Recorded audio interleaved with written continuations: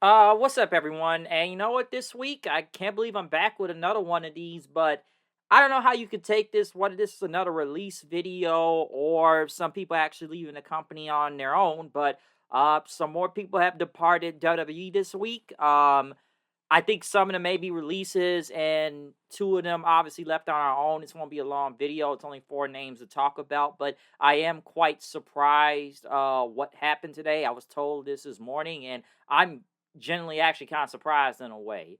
Now, where do we begin here? Because I want to get to the meat and potatoes on one of these subjects, but we're going to talk about the New Day, Jeff Cobb, and Tonga Loa. Now, I'm not gonna have a lot to say about Jeff Cobb and Tonga Loa. Apparently, they've been released from the company. I don't know if they left on their own, but I'm not gonna have a lot to say about both of these guys. Number one, I feel like Jeff Cobb was wasted in the WWE.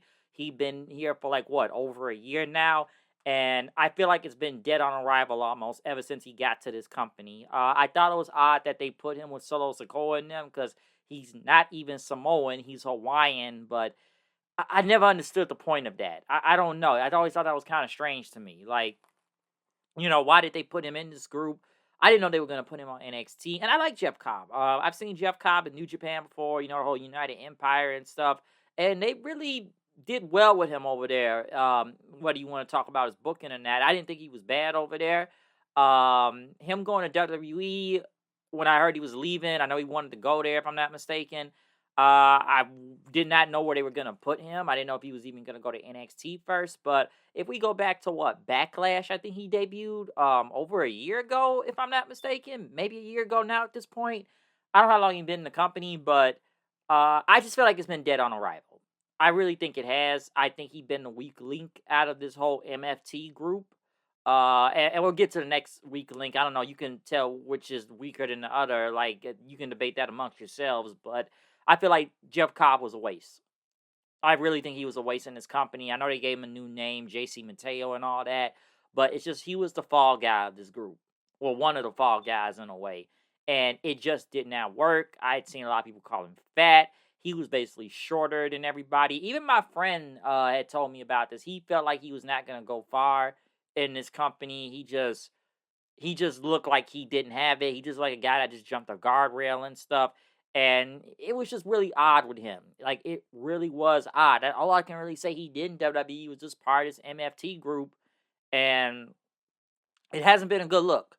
It looked like they were trying to build him into something big, but it didn't really go that far. So I don't know where Jeff Cobb will go. I don't know if he's really going to go back to New Japan.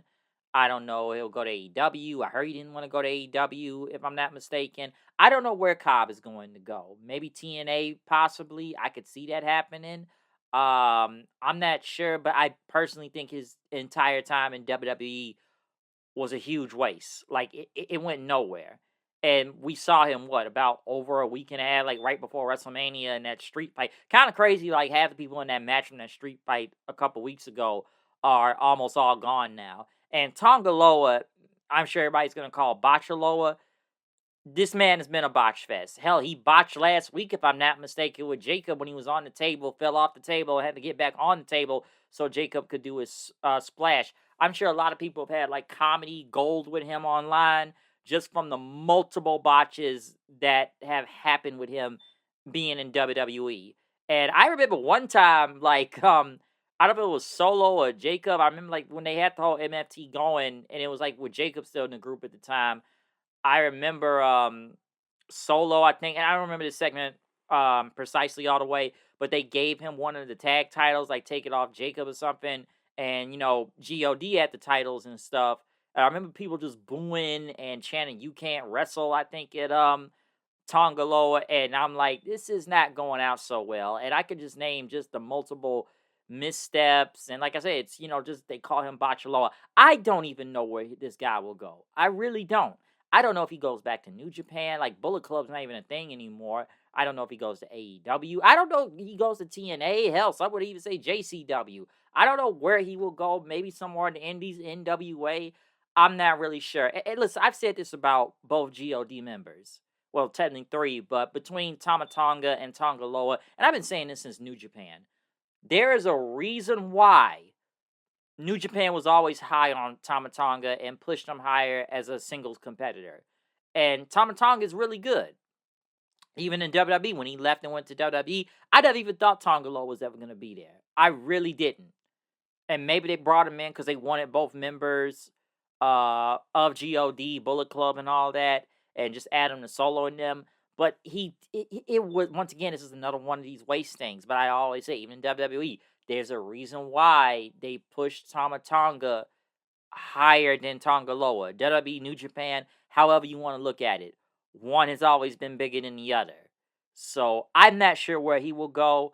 I'm not too surprised he got let go. I did not think they were going to let these guys go while they still have a group with them. I don't even know how that's even going to be explained now because what's only 3 of them left: Solo, Hikuleo, and Tama Tonga. So maybe that's why they had Jacob just like kill these guys last week and they were written off TV. So I don't know. I really don't know. Now, the meat and potatoes I really want to talk about in this video is the New Day. More a little bit on Kofi Kingston, though. The New Day, now apparently they left on their own. Uh, the story that's going around is that their contracts and talking about renegotiating a new deal, TKO and all that, and I guess they didn't like the terms.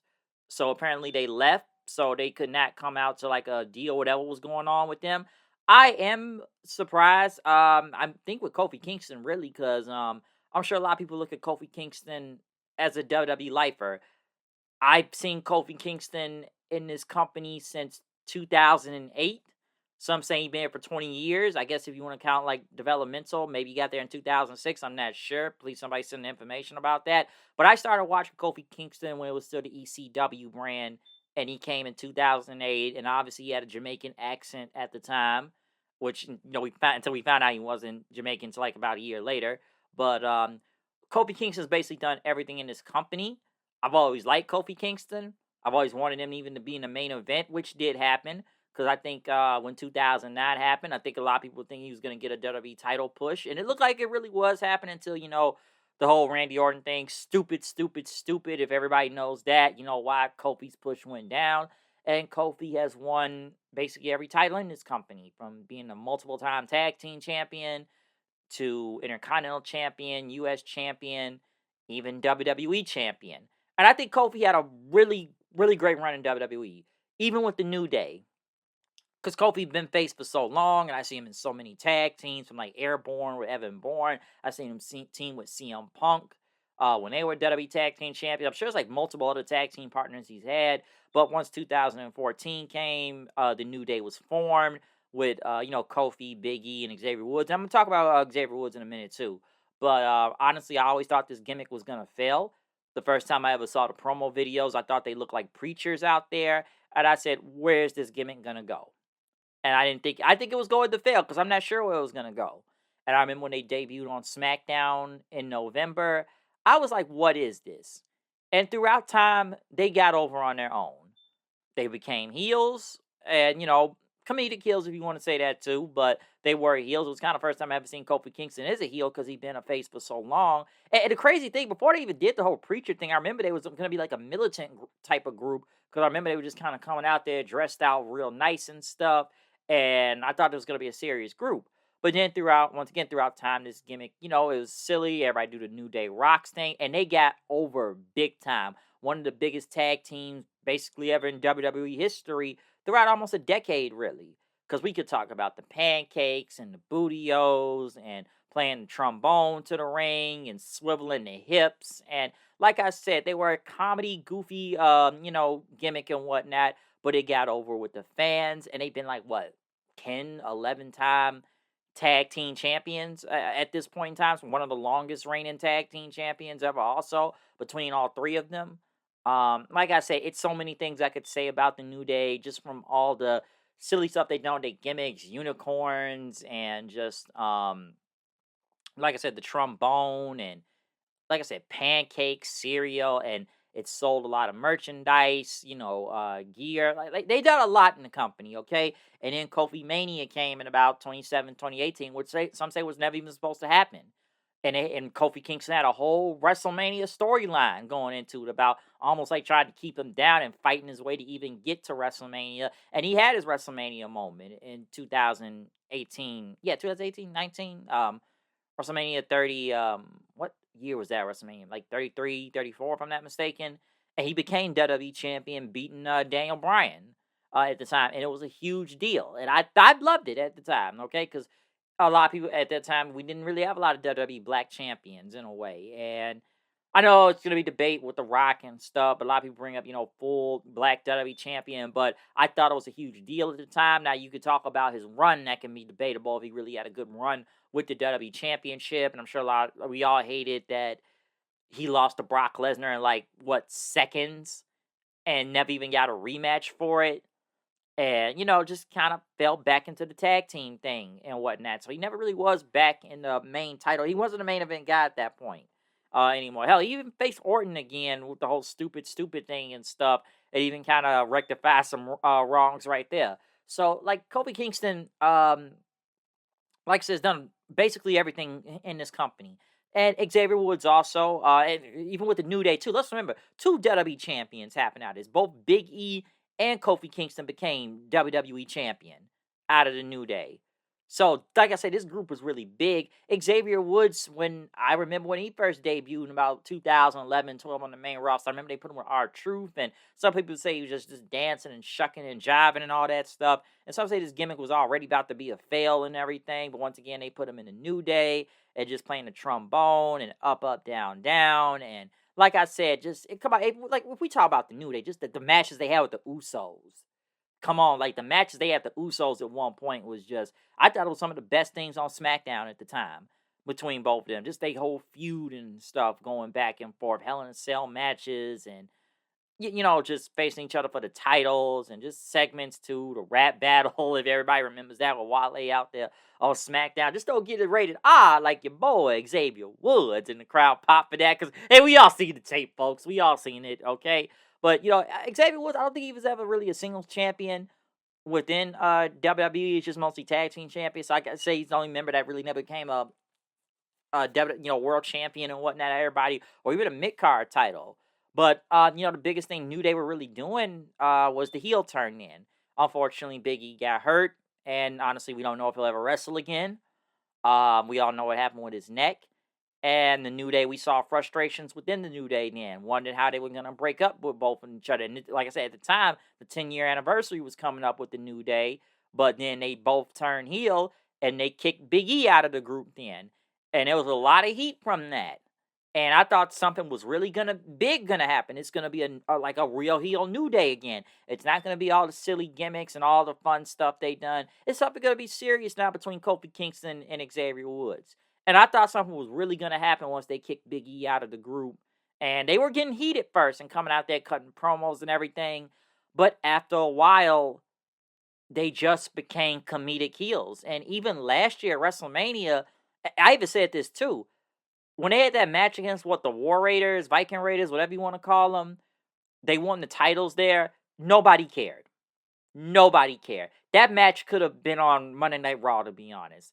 And it's just like they became comedic heels, and then they put Grayson Waller with them. And at that point, I didn't know what the New Day were doing anymore. Okay, they're just comedic heels at this point. It's like they could have capitalized on that heel turn. And yeah, we can blame the booking and mostly Triple H for all of this, which you really can blame him for this, because they did not capitalize on the New Day heel turn. And I think something really big and good could have happened there. Like, I really do. But they did not take advantage of that. And I think it was a colossal failure. And like I said before already, comedic heels, Grayson Waller, and honestly, I didn't even know, and I think Woods was hurt. I don't know if he was back at this point now, but I think he was hurt, and we didn't even see him. So it was just Kofi and Waller then at that point, and I didn't understand what they were even doing anymore. It's just like the New Day just kind of became. They were just around. Some would say jobbers or whatnot, but they were just around, and nobody cared, and the heel turn was a failure. But now I guess apparently they left on their own, and just they decided to leave as a mutual agreement. So I don't know where the New Day is going to end up now between Kofi Kingston and Xavier Woods. And yeah, I know Big E is still in the company. He's basically more of like a correspondent now, and on like the preview shows, pre-shows or the post shows and stuff, putting his commentary in. So that's where he is nowadays. So he cannot wrestle. I don't know if he'll ever wrestle again, to be honest. We don't know, but like I said, his neck. We all know what's going on with his neck. We all know what happened. But as for Kofi and Woods, I don't know. Do they go to AEW? Possibly. I'm sure a lot of people would like to see that. I'm sure people probably want to see them face FTR. I'm sure probably want to see them face what? Edge and Christian or the Hurt Syndicate or how many other tag teams they have in AEW. Maybe they go to TNA.